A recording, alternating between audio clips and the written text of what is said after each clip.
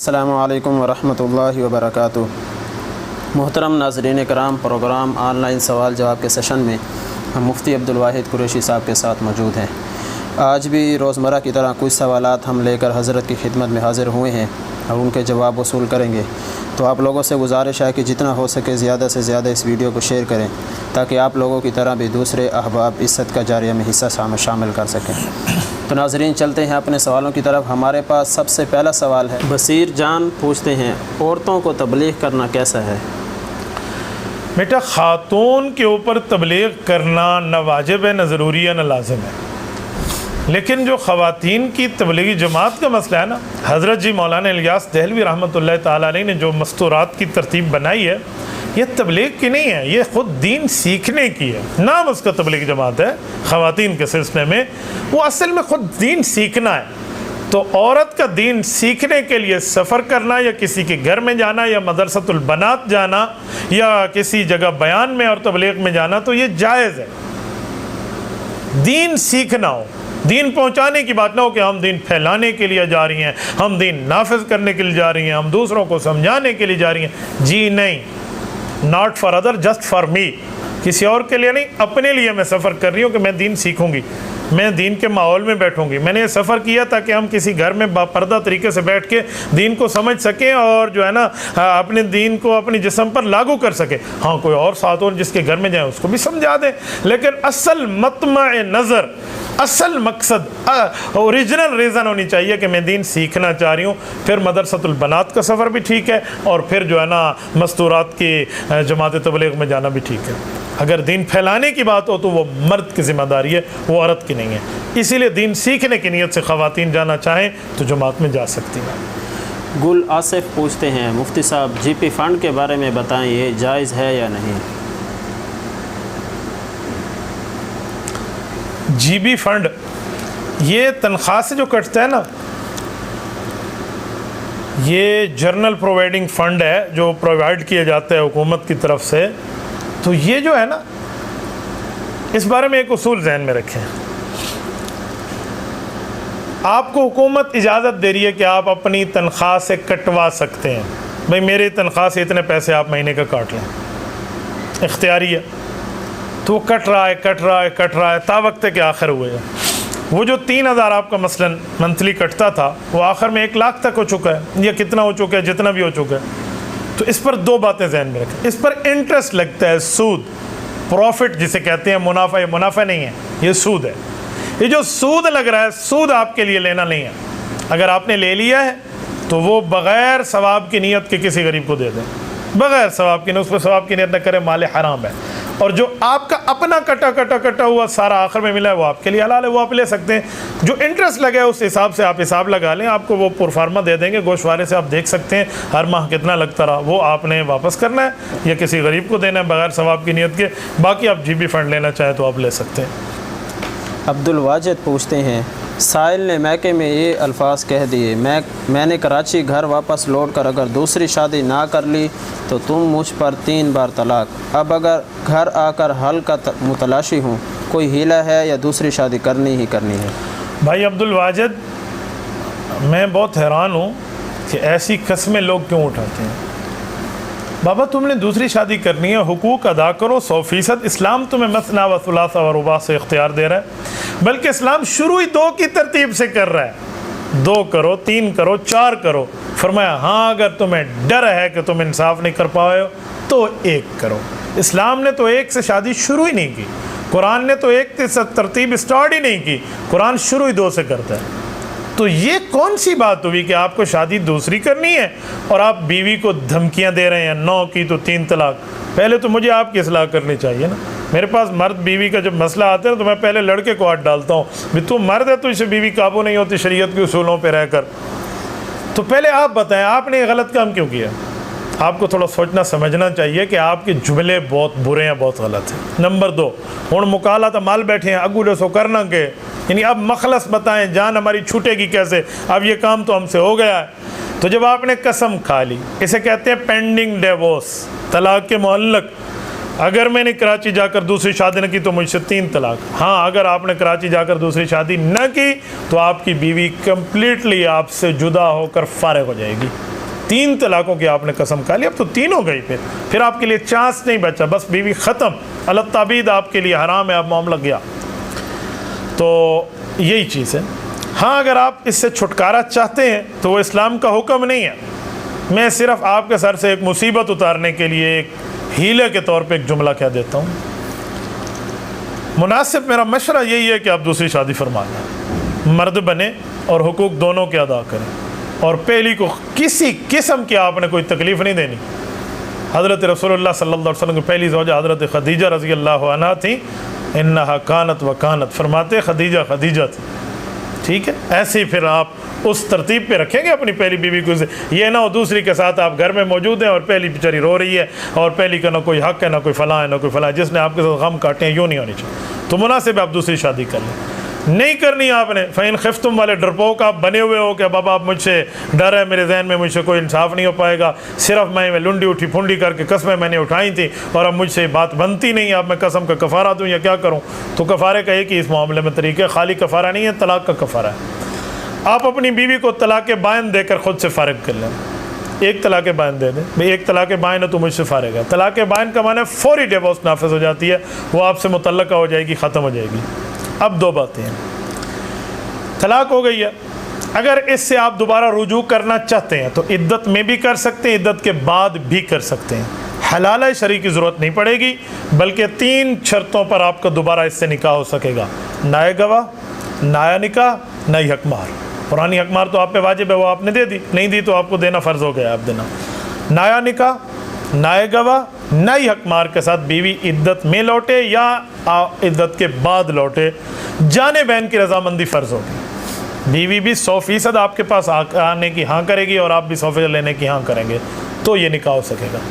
اس طریقے سے آپ کو دوبارہ نکاح ہو گیا، یہ کراچی جانے سے پہلے جو آپ قسم کھا رہے ہیں، تو آپ کراچی جا کر دوسری شادی نہ کریں تو 3 طلاق آپ کی بیوی پہ نہیں آئے گی۔ یہ ایک بہت عجیب گمبھیر صورتحال ہے، جو اس کے علاوہ کوئی حل شریعت میں مجھے آپ کے مسئلے کا نظر نہیں آتا۔ یہ باتیں تھی جو میں نے آپ کی خدمت میں کہہ دی۔ بیٹا یہ 3 چانس رب نے دی ہیں، الطلاق مرتان فامساکم بمعروف او تسریح باحسان۔ قرآن کریم نے یہ طلاق کے مسائل جو آپ کو سمجھایا نا، تو خدا کے لیے آپ طلاق کے مسائل پر کچھ تو سمجھا کریں۔ آپ کو پتہ ہے طلاق کا لفظ کیا ہے، آپ یہ طلاق کا لفظ اپنی زبان سے ادا کر دیتے ہیں، آپ کو نہیں پتا کہ رب نے جو آپ کو چانس دیا وہ آپ نے چانس کیوں ضائع کیا ہے۔ کچھ تو تمہیں سوچ لینا چاہیے۔ آپ نے دوسرے کی بیٹی، وہ اپنے ماں باپ کو چھوڑ کے آئی ہے، اپنے گھر بار کو چھوڑ کے آئی ہے، اپنے بہن بھائیوں کو چھوڑ کے آپ کے لیے آئی ہے، اور آپ نے ایک ہی لفظ زبان سے کہہ دیجیے 3 طلاق۔ یہ یار تھوڑی سی شرم اور حیا اور ایتھکس اور اصول اور آداب ہونے چاہیے یار، کچھ تو ان معاملے کو دیکھیں۔ آپ سے نہیں بنتا تھا تو آپ کو کس نے کہا ہے آپ یہ جملہ کہیں؟ تو بہت برا آپ نے جملہ کہا ہے۔ آپ کو 3 چانس جو اللہ نے دیے وہ چانس اب ضائع ہو گئے ہیں، چانسز ختم ہیں۔ تو اسی لیے ایسے جملے نہ کہا کریں تاکہ بعد میں پریشانی کا، شرمندگی کا، ندامت کا سبب بنے۔ اللہ پاک ہمیں اس سے محفوظ فرمائے۔ ارسلان اختر کا سوال ہے، میں یونان میں رہتا ہوں، یہاں جو مرغی کھائی جاتی ہے وہ اسلامی روح سے حلال نہیں ہے، مشین سے ان کو کاٹا جاتا ہے، اس حوالے سے کوئی رہنمائی فرمائیں، کھانا حلال ہے یا نہیں؟ کون بھائی ہیں سوال والے؟ ارسلان اختر یونان سے۔ ہاں بیٹا ارسلان، ایک بات ذہن میں رکھنا، ذبح کے حلال طریقوں میں یہ بات شرط ہے،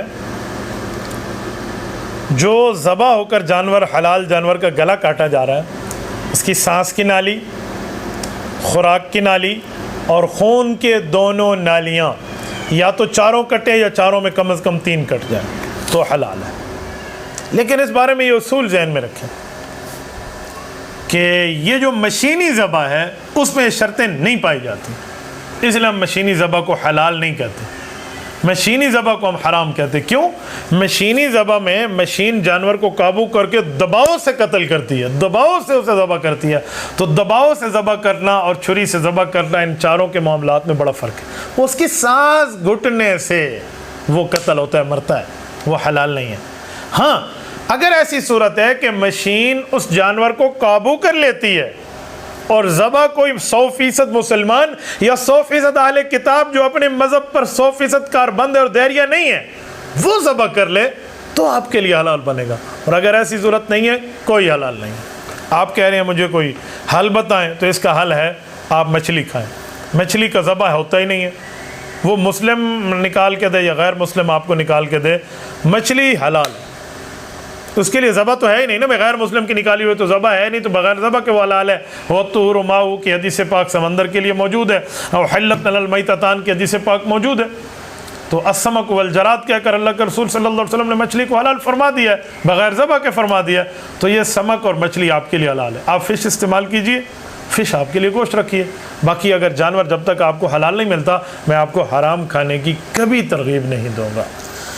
अबू उमर पूछते हैं, कुर्बानी के निसाब में सरकारी मुलाजिम का जीपी फ़ंड भी शुमार होगा या नहीं?